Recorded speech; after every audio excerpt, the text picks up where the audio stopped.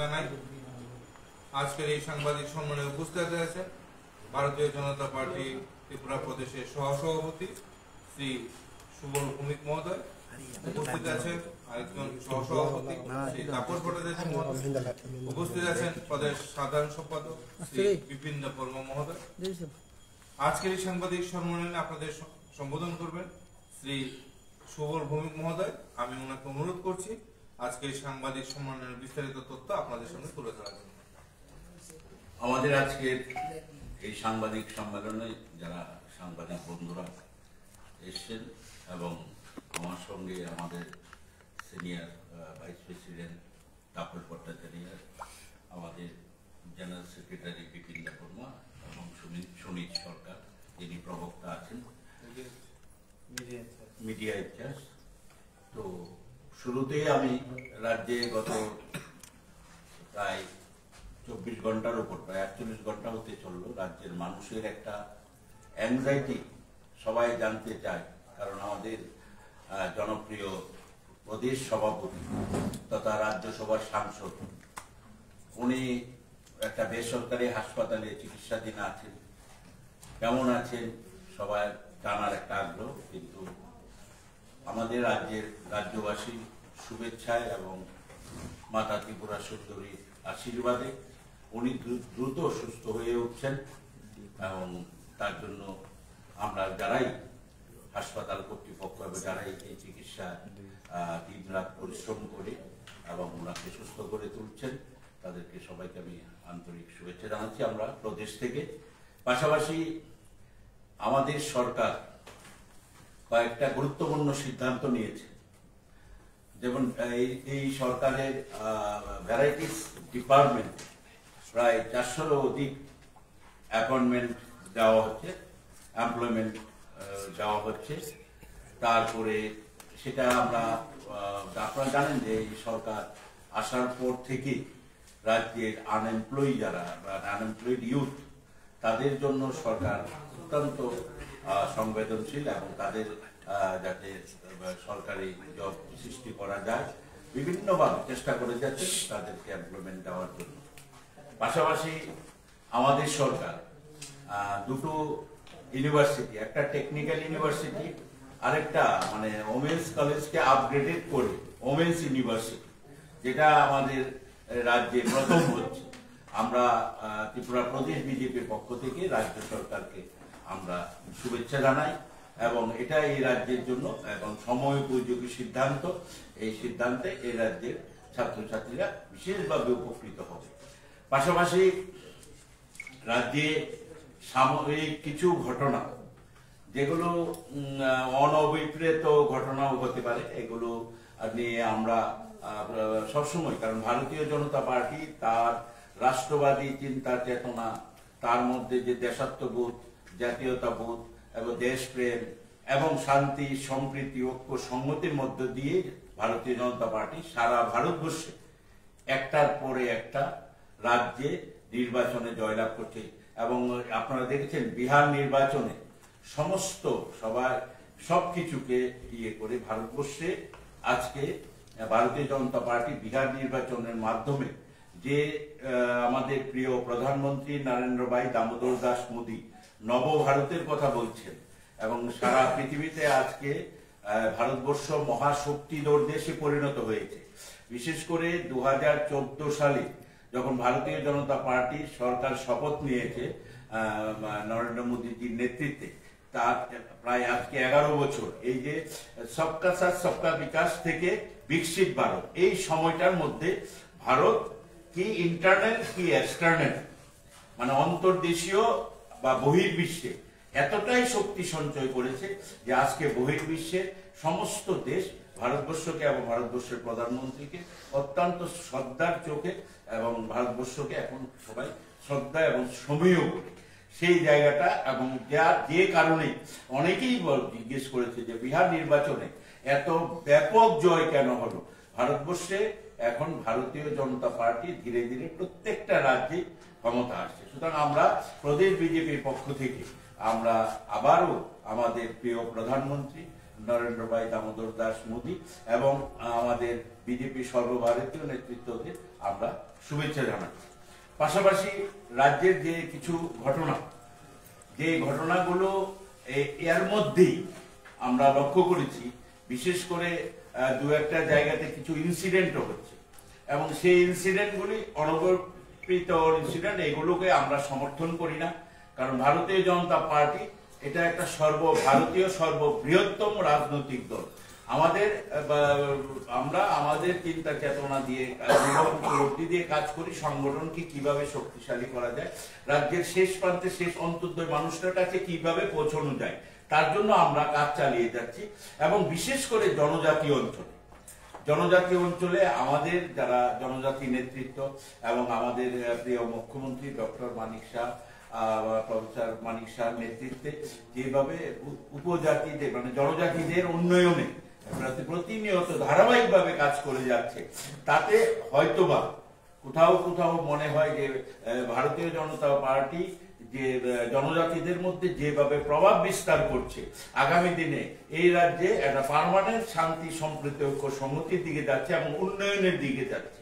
তো সেখানে হয়তোবা কিছুটা ব্যাঘাত সৃষ্টি করার জন্য খুব একটা ষড়যন্ত্র করে কোথাও কোথাও যারা আমরা সারা রাজ্যে ভারতীয় জনতা পার্টির সংগঠনের কাজ চলছে সাবরুম থেকে ধর্মনগর, বিচ্ছিন্নভাবে দু একটি পকেটে এই ঝামেলাগুলো হচ্ছে এবং এটা দিয়ে এই সরকারের ভাবমূর্তিকে কালিমালিপ্ত করার জন্য আমরা এই ঘটনাগুলো থেকে মানে নিন্দা জানাই, ধিক্কার জানাই। পাশাপাশি আমাদের সরকার প্রত্যেকটা ঘটনায় যেভাবে অ্যাড্রেস করেছেন, প্রত্যেকটা ঘটনায় অত্যন্ত সিরিয়াসলি নিয়েছেন এবং প্রত্যেকটা ঘটনায় দেখেছেন আপনারা প্রশাসনিকভাবে স্টেপ নেওয়া হয়েছে তাতে যাতে এই রাজ্যের মানুষ অন্তত আশ্বস্ত থাকে আইন শৃঙ্খলার ক্ষেত্রে। কিন্তু আইন শৃঙ্খলার ক্ষেত্রে বিরোধী দল অভিযোগ করে যারা দীর্ঘ 25 বছর ক্ষমতায় আছে তারা বলছে আইন শৃঙ্খলা, তারা কোথায় আইন শৃঙ্খলার ব্যাঘাত হয়েছে?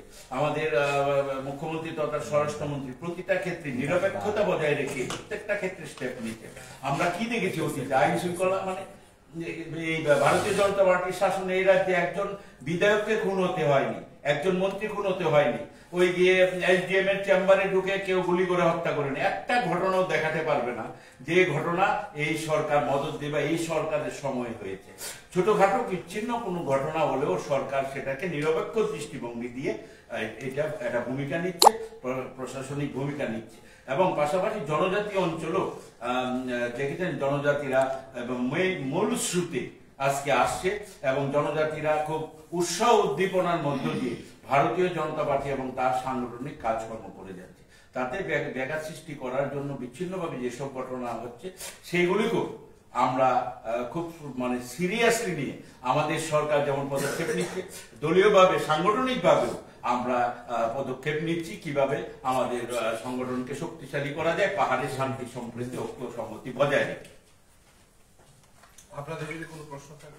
আচ্ছা, গত কদিন যাবত কুমলুমকে কেন্দ্র করে আশপাশের এলাকায় একটি রাজনৈতিক সন্ত্রাসের ঘটনা ঘটছে, কারা অভিযুক্ত আপনাদের হিসেবে? আপনাদের অফিস আক্রান্ত কারা অভিযুক্ত? আমরা একটা জিনিস পরিষ্কারভাবে বলতে চাই, কোন ধরনের হামলা, উজ্জতি, সন্ত্রাস বা এই ধরনের কোনো ঘটনাকে আমরা কখনো প্রশ্রয় দিই।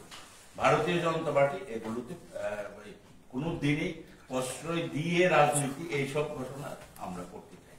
বিচ্ছিন্নভাবে কোথাও কোথাও ঘটনা হচ্ছে না এটা আমরা বলছি না, এবং সেখানে ব্যবস্থা নেওয়া হচ্ছে। এর মধ্যে যতটা দায়িত্ব নিয়ে সেটা করা দরকার আমরা করছি। এখন তার মধ্যেও কিছু ঘটনা এই কুমলুমকে কেন্দ্র করে, তার মধ্যে কিছু কিছু এখানে আছে যারা দীর্ঘদিন ক্ষমতায় ছিল, তারাও মনে করছে যে ঘোড়া জলে মাছ শিকার করা যায় কিনা, এই কিন্তু এটা সম্ভব হবে না। ভারতীয় জনতা পার্টি অত্যন্ত সজাগ দৃষ্টি রেখে সচেতন ভাবে প্রত্যেকটা ক্ষেত্রে আমরা ব্যবস্থা নিচ্ছি। আমার প্রশ্নটা হচ্ছে, কুমলুমের জিরানি একলাতে যে আপনাদের পার্টি অফিস আক্রান্ত হয়েছে, এই ঘটনায় কারা অভিযুক্ত? আপনাদের অভিযোগ কাদের দিকে? অভিযুক্ত যারা তাদের সব দোষীদের শাস্তি হবে এবং দুষ্কৃতিকারীরা এবং যারাই তা করে থাকে। কারণ আপনারা দেখেছেন যারা কিছু জায়গাতে অভিযোগ আসছে, কিন্তু যে রাজনৈতিক দল বা আঞ্চলিক দলের বিরুদ্ধে তাদের নেতৃত্বরা কিন্তু প্রতিনিয়ত ভারতীয় জনতা পার্টির সঙ্গে যোগাযোগ রাখছে তাদের নেতৃত্বরা কিন্তু আমাদের মুখ্যমন্ত্রীর সঙ্গে, আমাদের সভাপতির সঙ্গে যারা যোগাযোগ রাখছে, এবং আজকেও ত্রিপুরা মাতা দলের সুপ্রিমো হাসপাতালে গিয়েছেন আমাদের সভাপতিকে দেখতে। ওনার সঙ্গে আমারও দেখা হয়েছে, কথা হয়েছে।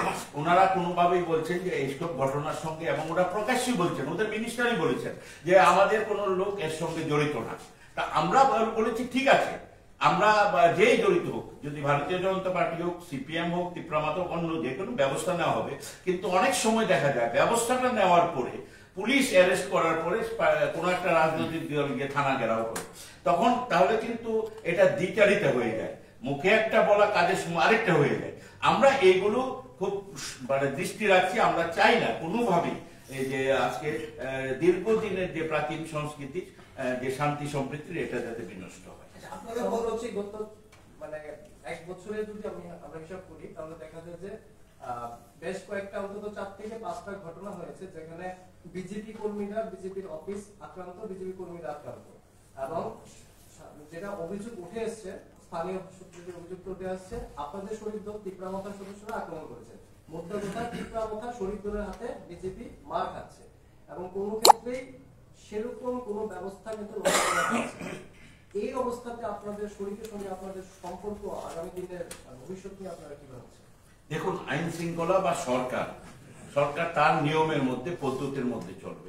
প্রত্যেকটা ঘটনা, সেটা আশারামবাড়ির ঘটনাই হোক, সেটা মান্দায়ের ঘটনাই হোক, টাকার জলার ঘটনাই হোক, আরো যে যে জায়গায় ঘটনাগুলো হচ্ছে, প্রত্যেকটা ঘটনার ক্ষেত্রে কিন্তু সরকার ব্যবস্থা, হুমলুঙের ঘটনায় সরকার ব্যবস্থা নিচ্ছে।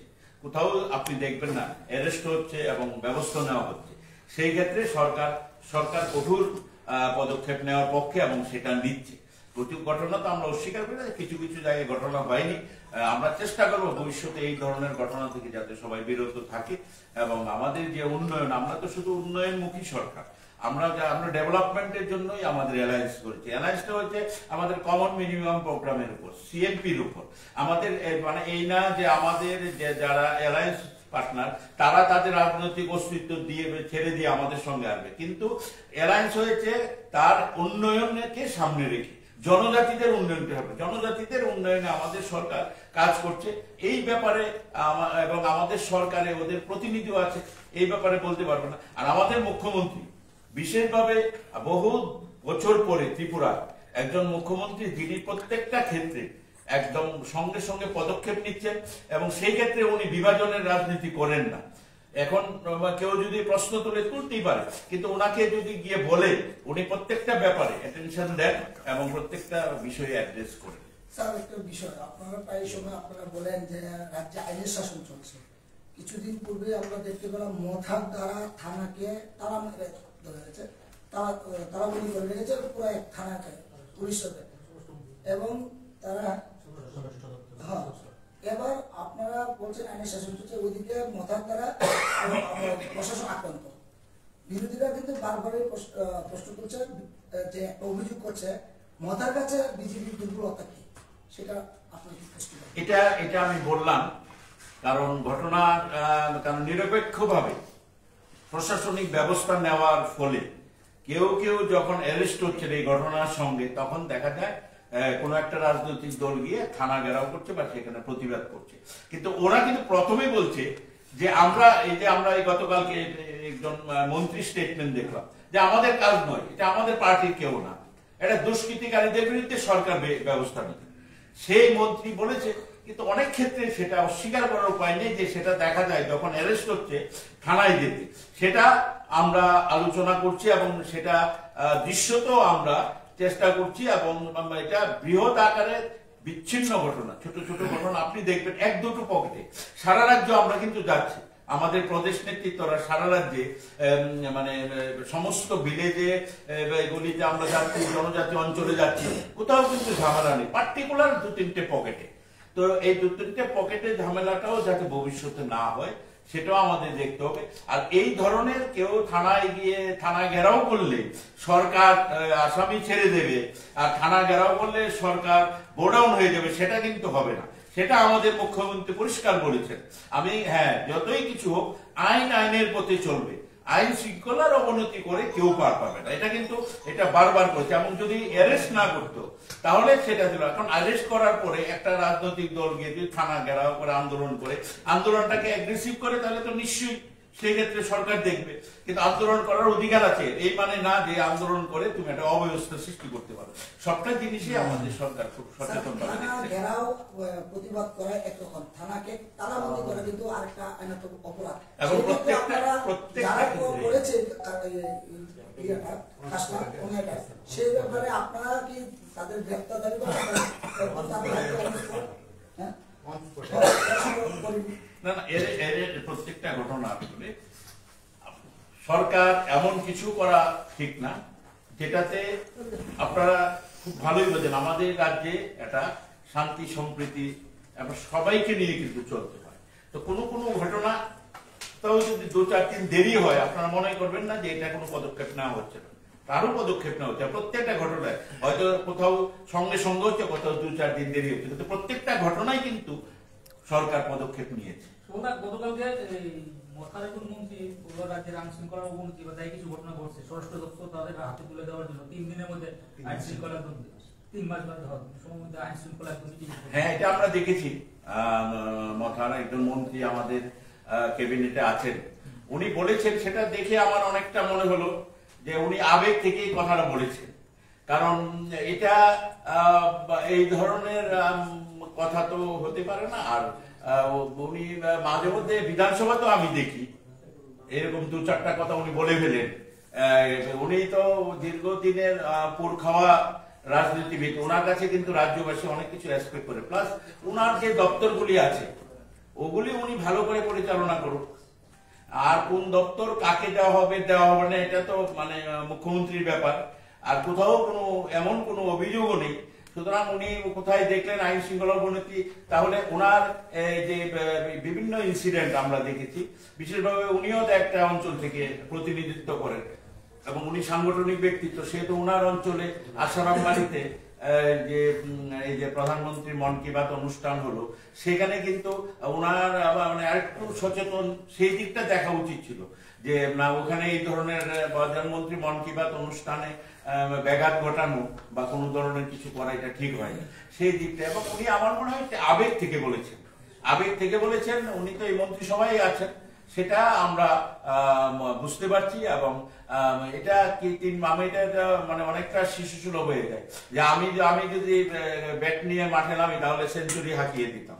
তো সচিন তেন্ডুলকর পারেনি, আউট হয়ে গেল, বা অন্য তো আমার হাতে ব্যাট করলে এটা অনেকটা শিশু সুলভ কথা। এটা উনি আমার মনে হয় না উনি সিরিয়াসলি বলেছেন, উনি আবেগ তাড়িত হয়ে সে কথা বলেছেন। দাদা, আপনি মনে করছেন এটা আবেগ তাড়িত? এটা যদি রাজনৈতিক দাবি হয়ে থাকে শরীর দলের তরফে, তাহলে শাসক দল হিসেবে আপনাদের কি মতামত বা কি? না না, নিশ্চয়ই দলীয় ফোরামে ক্যাবিনেটে সেটা আলোচনা হবে এবং আমাদের সেটা সবটাই মানে প্রকাশ করার মতো না, আমাদের বলার মতো না। আমাদের দল ক্যাবিনেটে বা সরকারের মধ্যে এটা আলোচনা হবে। এই ধরনের দাবি শাসক দলের কাছে গ্রহণযোগ্য, মানে আপনি আলোচনা করবেন তো?